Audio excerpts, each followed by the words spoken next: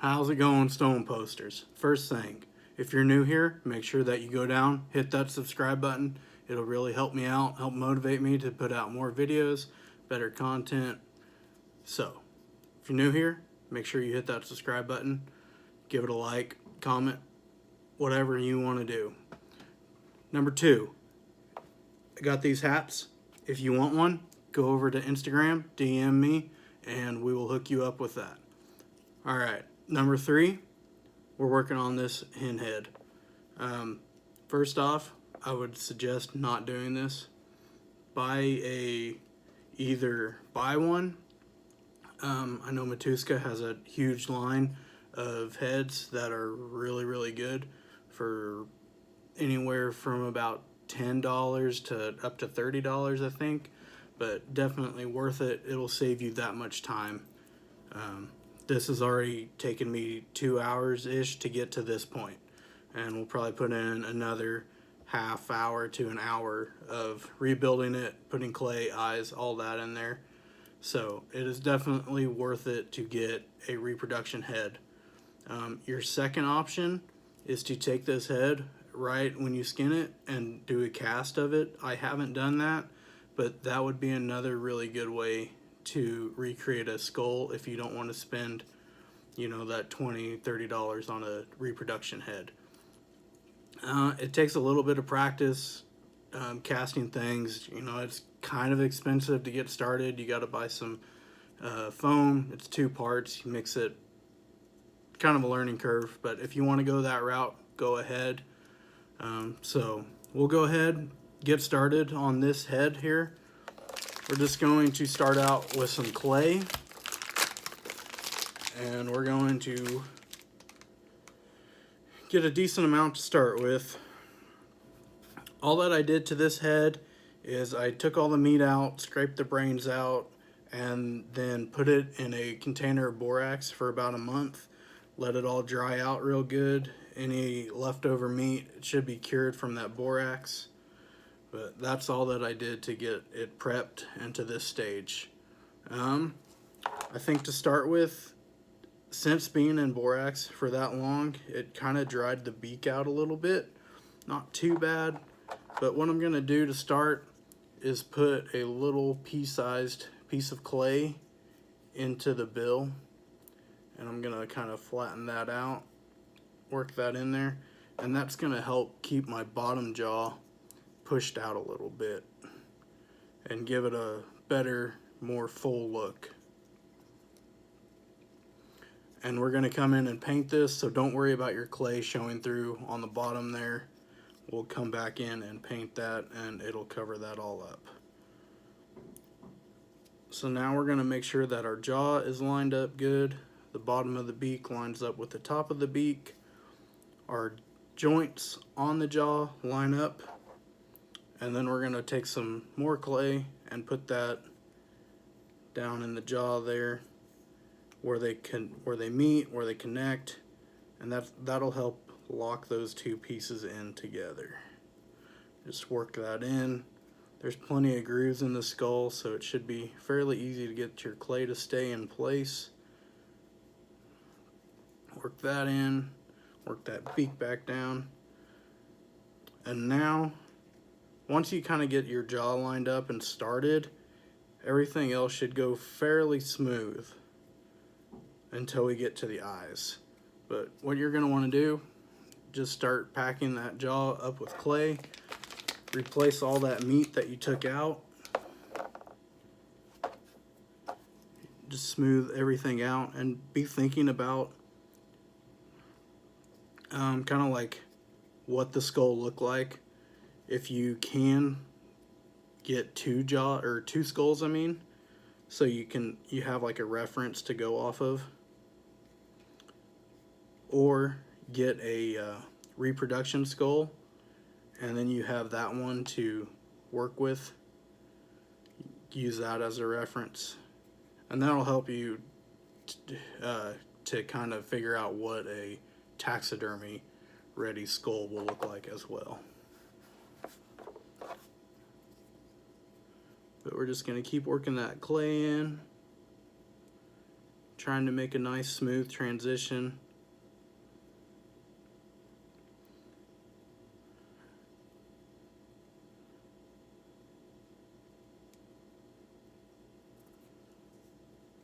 Right now I've got the bottom pretty well filled in.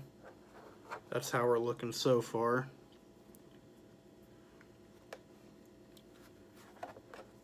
We'll go over to the side of the beak now.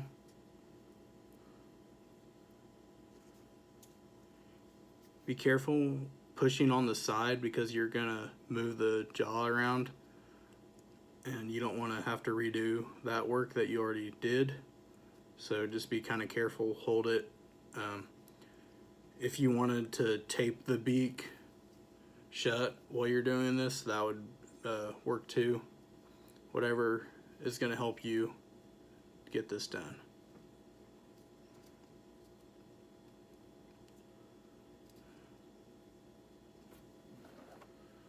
You got that side pretty close. Come over here to the other side.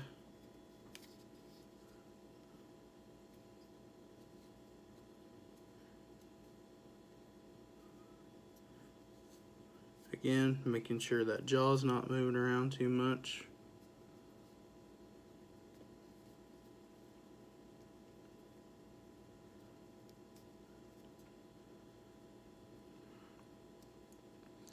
And remember, you don't want the clay to be perfectly flush along the bill here. You want that to be just a little bit lower to account for the thickness of the skin. So we're going to kind of work that down a little bit so that when the skin is on, it'll make a nice smooth transition.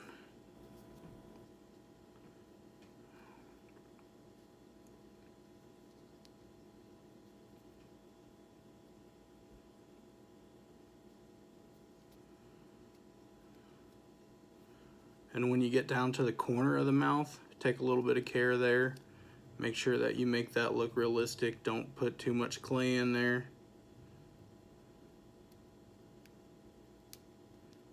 If you've got a little bit of skin or meat hanging on still, just pull that off. You want the skull to be as clean as possible. You could take a wire brush and brush some of that meat out too. That would work good. Just something to kind of rough that meat out of there, dig in there a little bit and get it all worked out.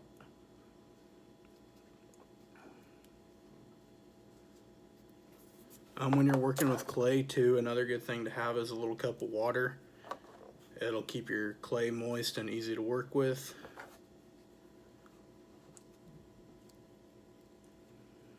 Now we'll go on to the eyes.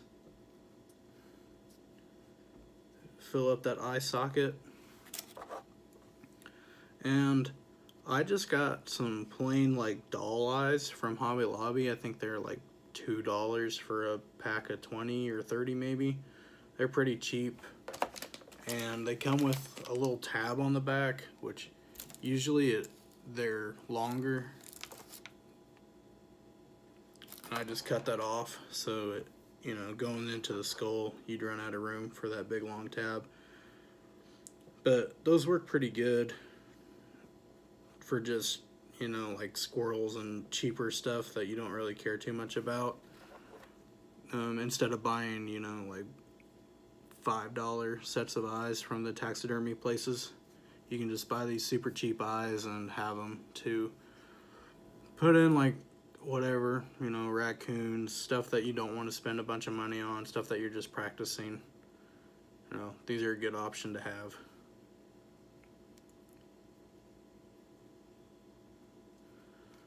And then when you're putting the eyes in here, make sure that you center them up in the socket.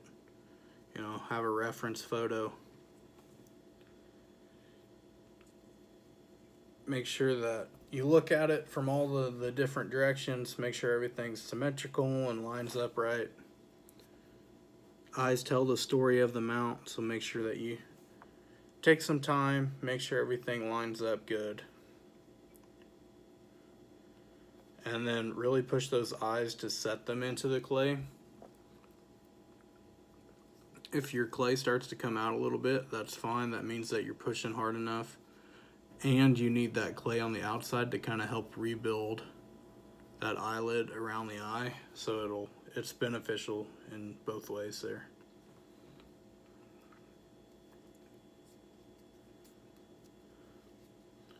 Alright, and now we're going to go onto the back of the skull here, fill in that little ear and that bottom jaw meat.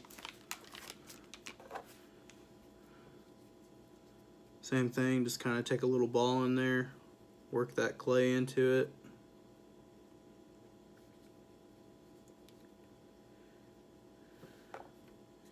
And take little pinches of clay off at a time so you don't get too carried away.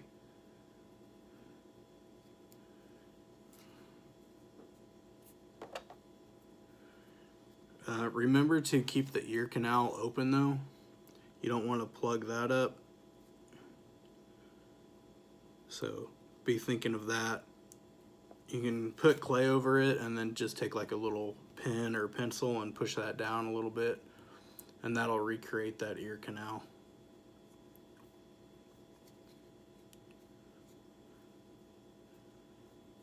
Work that all in there. Go over to the other side, do that same thing, build up that jaw.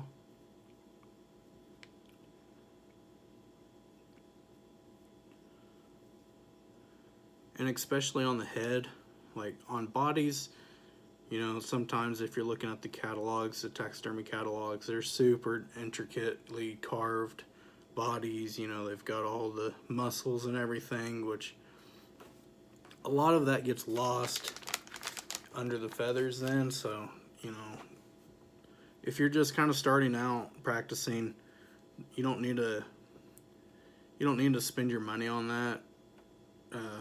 Practice on other things. Having that body isn't going to help your mount any. You're going to lose a lot of that. So, but on the head, you really want to make sure that everything is smooth, nice transitions, because that is, you know, the skin's a lot thinner on the head. So you're going to see all of these lines and, you know, the different grooves in the clay. So that's where you really want to make sure, you know, you're smoothing everything out. That's where the water really helps too. It'll help you kind of blend the clay with the skull. So, but yeah, definitely want to take more care on the head to smooth everything out.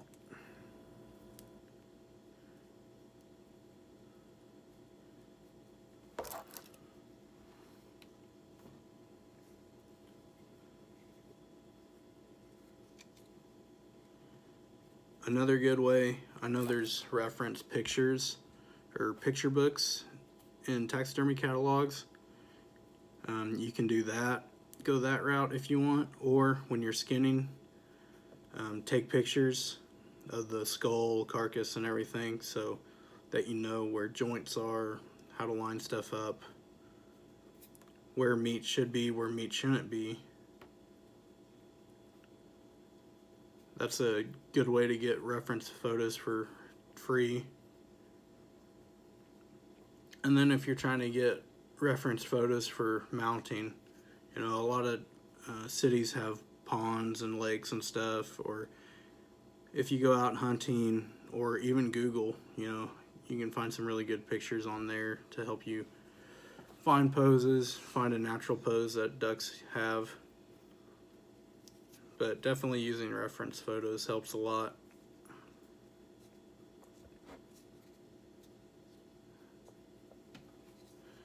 Here's how we're looking so far. We still got to smooth out a little bit, but we filled in all these voids here that were under the eyes, got the eyes put in there. We still need to put a little ring around the eye, so we'll do that real quick. Take a little pinch of clay. You can roll it out into a little thin string.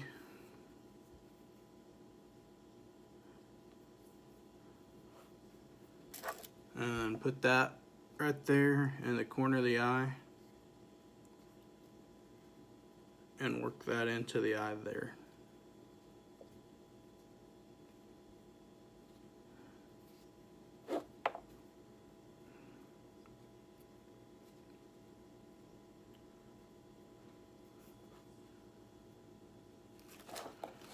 bit more. Having a little either needle or bamboo or something, a little bamboo stick, that helps a lot with working with clay too. It helps you push clay down around the eye so that you can get a nice transition between eye and the skull there.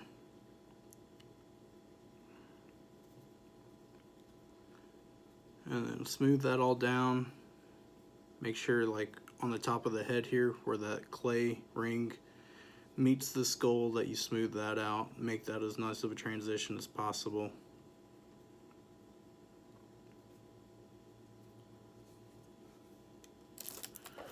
We'll do the other eye real quick. Same thing. Make that little string with the clay.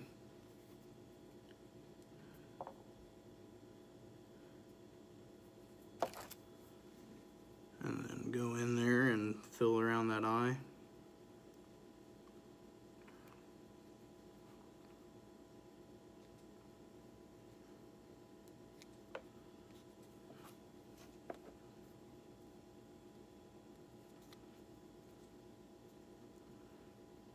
That transition right there, you want to make sure that's really smooth. And if it's not super smooth, because you'll let the clay dry, and in this instance we're going to let it dry. If you wanted to mount it while the clay was still wet, that would work too. But if you let it dry, you can always come back in with a Dremel or some sandpaper or something and sand out any rough spots. This clay is just air dry clay, so you could come back in with some water and help smooth stuff out later too.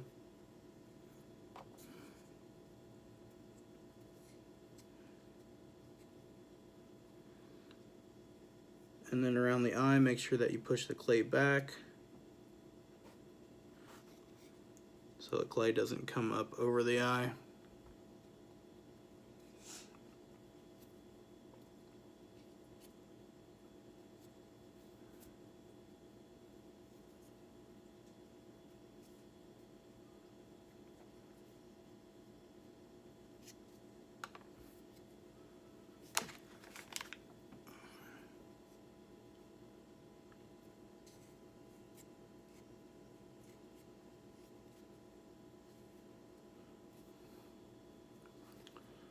Once you start getting near the end now, you want to be sure to look at it, make sure that it's symmetrical,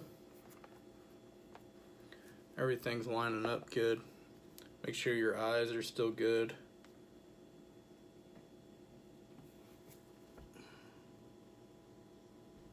Make sure your beak's shut, unless you want it open, then you can open it up.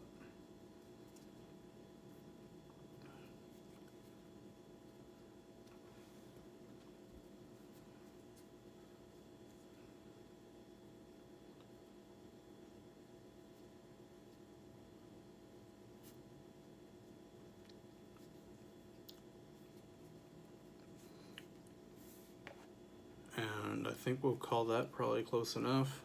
We might let it dry out a little bit and sand it a little bit, and you can always come in later and add a little bit more clay.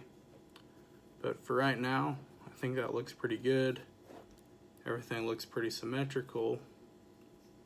And you know, if you look at it later on and see that it doesn't look, you know, maybe the clay moved a little bit when it dried, you know, you can come in, change it. It doesn't matter how many times it takes you to get it right, just as long as you get it right at the end. So, but I think we'll call that good. Thanks for watching. Again, make sure to hit that subscribe button, and we will see you on the next one.